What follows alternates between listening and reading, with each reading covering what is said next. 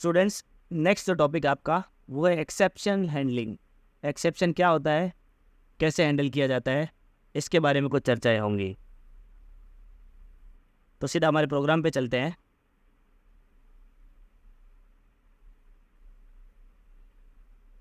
इसको मैं डिलीट कर देता हूँ, स्ट्रिंग रिवर्स को, पूरे फंक्शन को डिलीट कर देता हूँ।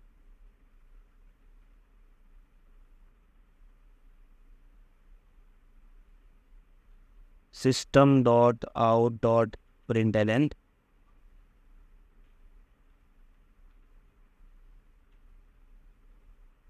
हेलो होते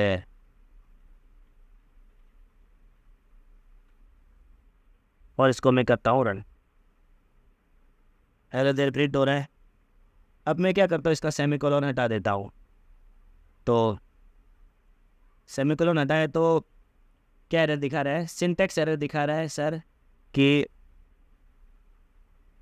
आपने कहीं ना कहीं क्या नहीं लगाया है, एक सेमीकोलन नहीं लगाया है। जनरली लाइन का नंबर भी आ जाता है, इसमें नहीं आ रहा है, इक्लिप्स में नहीं आ रहा है, और जनरली लाइन का नंबर आ जाता है कि 6, 7 या 8 ऐसे कोई लाइन है जिसमें आपने सेमीकोलन नहीं डाला है, तो यहाँ सेमीकोलन में डाल देता हूँ।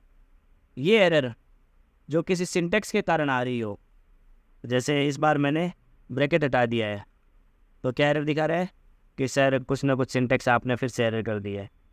ये एरर ऐसी होती है जो प्रोग्राम के रन होने के बाद से पहले पहले आ जाती है। ये एरर ऐसी होती है जो प्रोग्राम के रन होने से पहले पहले आ जाती है। अब एक और चीज़ प्रिंट करके देखते हैं। 5/2 क्या वैल्यू आ रही है, 2 वैल्यू क्यों आ रही है, क्योंकि 5 और 2 दोनों इंटीजर है, तो इसने इंटीजर की वैल्यू ही प्रिंट की है। अगर इसको ऑलरेडी हम फ्लोट डिक्लेयर करते 5.0/2 तो क्या वैल्यू आती है, 2.5 आ रही है। अब सर यहाँ तक तो एकदम सही है, पर कभी क्या हुआ, गलती से 5/0 लिख दिया मैंने।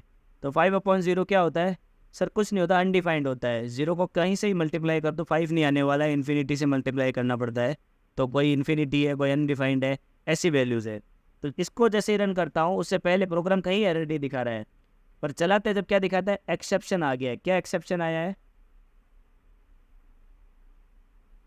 java.lang.arithmetic exception divide by zero नाम का एक एक्सेप्शन आ चुका है। इसको यहाँ ले कहते हैं। ये एक्सेप्शन क्या बोलता है कि सर आपने कहीं ना कहीं डिवाइड 0 से डिवाइड किया है, तो ये तो कोई भी कंप्यूटर नहीं कर सकता, 0 से कितना भी डिवाइड कर लो 0 ही रहने वाला है। तो इसको हटाने के लिए जावा एक मैकेनिज्म देता है जिसको बोलते हैं एक्सेप्शन हैंडलिंग। ऐसी एरर जो कंपाइल टाइम में आए, रन टाइम में नहीं, कंपाइल टाइम में आए, हमारे प्रोग्राम कंपाइल होने से पहले पहले, जिसमें कोई एरर नहीं है, जैसे ये है इसमें कोई एरर नहीं है, कंपाइल होने के बाद एरर आ जाए, वो एरर होती है कंपाइल टाइम एरर। तो कंपाइल टाइम एरर्स को हैंडल करने के लिए जावा ने जो मैकेनिज्म दिया है वो है एक्सेप्शन हैंडलिंग। इसका क्या सिंटेक्स है, अगर मुझे लगता है कि इस लाइन में कोई एरर आ सकती है तो उसे मैं ट्राई ब्लॉक से सराउंड कर देता हूँ। उसको किस में डाल देता हूँ, ट्राई ब्लॉक में। और एक ट्राई ब्लॉक एंड होते ही कैच ब्लॉक बनाता हूँ जो इस एरर को कैच करता है, पकड़ता है। क्योंकि अभी जैसे ट्राई ब्लॉक में नहीं था तो क्या इसने दिया, एक्सेप्शन दे दिया सर। तो इसने क्या थ्रो किया, एक एक्सेप्शन थ्रो कर दिया है। तो एक्सेप्शन को थ्रो करने के बाद में तो कोई चीज़, कोई मैकेनिज्म इसको कैच करने वाला भी होना चाहिए, तो वो है कैच स्टेटमेंट। कैच स्टेटमेंट कैसे लगता है, बस ऐसे ही। अब कैच स्टेटमेंट के अंदर मुझे लिखना पड़ता है कि सर कौन सी एक्सेप्शन है। फिलहाल मैं एक बार सारे एक्सेप्शन की सुपर क्लास से ही चलता हूँ। एक्सेप्शन की नाम का ऑब्जेक्ट है और ई डॉट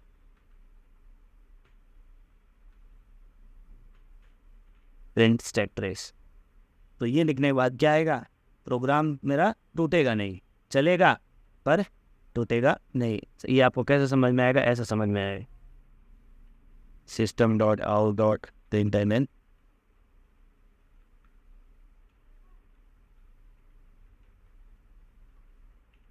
गेटिंग एक्सेप्शन। अब जैसे मैं इसको रन करता हूँ तो क्या हो रहा है, एरर तो आ रही है पर ये एरर नहीं आ रही है। ये क्या कर रहा है, जावा का प्रोग्राम इस एक्सेप्शन को कैच कर रहा है। अगर ये ट्राई और कैच ब्लॉक ना होते मैं इनको एक बार कमेंट में डाल देता हूँ। तो देखिए प्रोग्राम में होने ना होने से क्या फ़र्क पड़ता है। अब ये ट्राई और कुछ कैच ब्लॉक है, इसको मैंने कमेंट कर दिया है। तो जब कंपाइलर यहाँ पहुँचता है 5/0 तो एक एक्सेप्शन राइज हो जाता है, अरिथमेटिक एक्सेप्शन। तो डिवाइड बाई 0 का एक्सेप्शन हो जाता है, प्रोग्राम यहीं पर टर्मिनेट हो जाता है। इसके बाद में जो हमने जो भी काम किया है, इसके बाद में मैंने 500 लाइन का कोड और लिखा है, वो एग्जीक्यूट नहीं हो रहा है। आफ्टर गेटिंग एक्सेप्शन नहीं लिखा हुआ है, इसका मतलब यहीं पर प्रोग्राम टर्मिनेट हो गया है। पर अगर मैं ट्राई और कैच डाल देता हूँ तो क्या फ़ायदा होता है? तो ये फ़ायदा होता है सर कि जो भी एक्सेप्शन आता है उसको कैच ब्लॉक पकड़ लेता है और उसके बाद में प्रोग्राम को टूटने से, ब्लॉक ब्रेक होने से नहीं प्रोग्राम को ब्रेक नहीं होने देता है। तो उसके बाद जो आफ्टर गेटिंग एक्सेप्शन है वो ऐसा कैसा प्रिंट हो रहा है। इसका मतलब क्या, प्रोग्राम हमारा ब्रेक नहीं हुआ है।